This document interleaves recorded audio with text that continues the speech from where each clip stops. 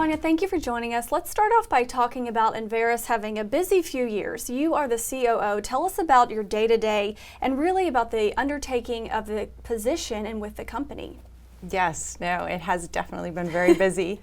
But a lot of that really, the industry is very dynamic. And so there's been a lot going on across energy generally, and certainly within our company too. Quite a bit of that has been due to acquisitions that we've done, which always is a lot of extra work and new people and extra growth coming in, but also organic growth too as we've continued to develop our product lines.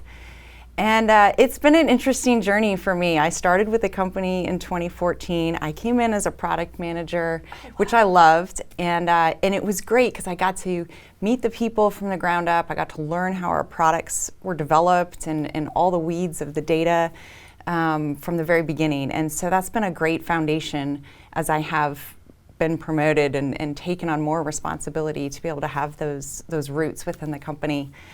And it's just been really neat. We've had a lot of leadership changes. So there's been new colleagues for me to work with, and that's been exciting as well. I have a wonderful team, and that's really who helps me accomplish what we need to do. And as a group, as the leadership team, there's a lot of trust and respect with each other, and that's really important to me. The organization at this point has over 1,200 employees across the globe. And so we have to be in good alignment with good communication and a lot of trust and respect in order to be able to make that happen. And with that foundation that you have now and looking at your career now, can you tell us, looking back, what actually motivated you to get into the industry and what keeps you here? Yes, so my background is energy finance, so I feel like everyone comes to Enverus because they're passionate about something. They might be passionate about technology, they might be passionate about customer service and support. My passion is energy. I find the whole industry really fascinating. The technology especially is just mind-blowing to me. And oil and gas is, I think, the most complex, but really I've learned all of it, from nuclear, hydro, renewables, coal. All of it is really a fascinating, interconnected value chain.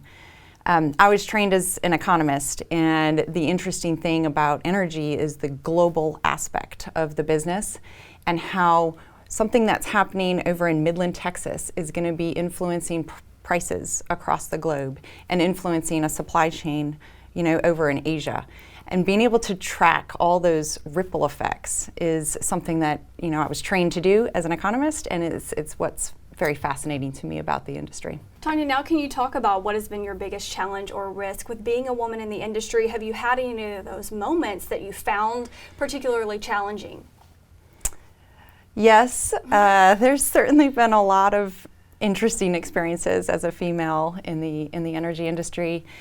There's definitely the stereotype around being in situations and not being heard, or sometimes not even feeling like you were seen. When I worked at the University of Texas, at one point, I went to a lot of different meetings with alums in the energy industry, and I went with one of my colleagues who has a PhD, and he eventually even started noticing it, that everyone would direct their conversation to him, and I felt like they just viewed me as the girl that made coffee or something. So he started proactively introducing me differently and making sure that, I was brought along into that conversation, which I really appreciated.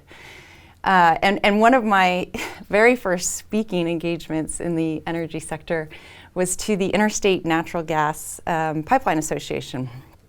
And I went to this event, and I was probably in my early 30s. I was 20 years younger than everybody else.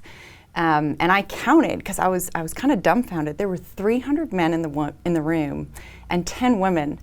And I was speaking, so they put this huge, purple badge on me, speaker badge, and I felt like I could just see all these men looking at me and being like, what is she going to talk about to all of us? But it was a great event. They were super welcoming, and the talk went well, so it ended up being a really positive experience, but it was a little surprising to me when I first walked in the room. Unsure of what was going to happen in the beginning. With knowing that and looking back, do you have advice for younger professionals, younger women trying to find their place in the industry and just kind of get their footing and move forward? Yes. So a couple things there. One lesson I've always tried to live by and tried to instill in younger folks, men and women, is to really step outside your comfort zone. If you are really comfortable and feeling like you are in control of everything on your job, you are probably not learning as much as you could be, and you are probably not pushing the envelope and stretching your limits. And it's not until you step outside your comfort zone and really push that then you really start to see progress in your career.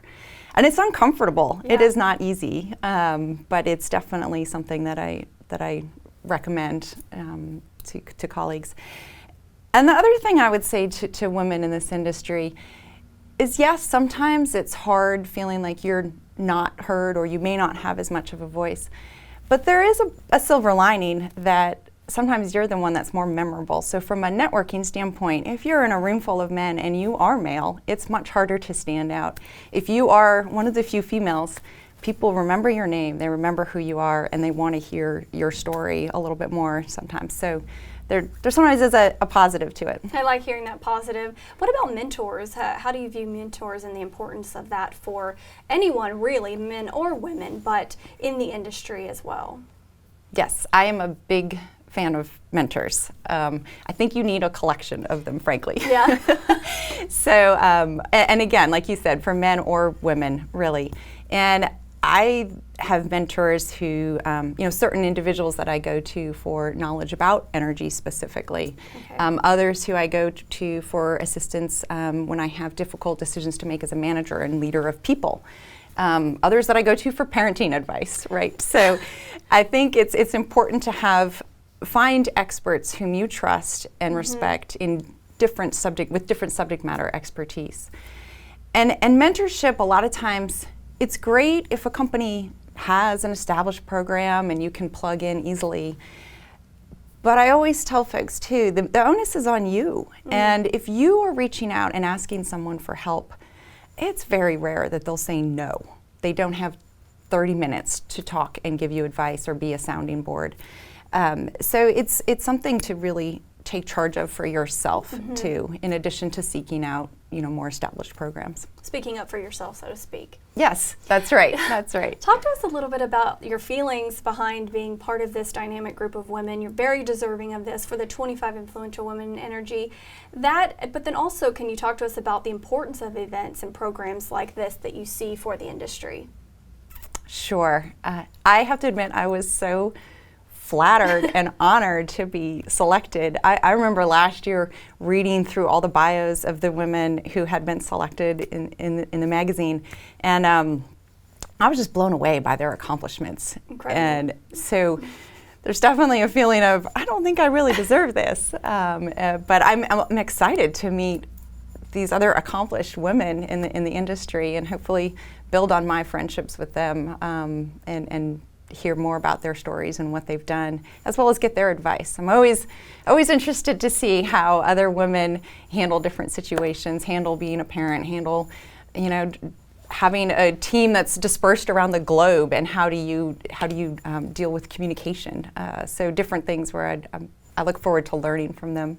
And I know for Heart Energy, we're thankful to be able to bring all of the women, including yourself, together to highlight that within the industry, but also so the rest of the world can see that too. Yes. Yeah, it's important for me. I have 3 girls. Oh, wow. And of course I want them to feel like the world is their oyster and they can go do anything. So it's important to me that I am a good role model for them and that we have open dialogue too about the different choices that you have to make and how to think about a career and the options ahead of you. So I'm very thankful to Heart for this award, but more broadly for taking the time and effort and putting all this meaning behind recognizing women in the energy sector. Well, thank you very much for sharing your story with us, and congratulations on this well-deserved honor. Well, thank you. You're very welcome. And for Heart Energy, I'm Jessica Morales.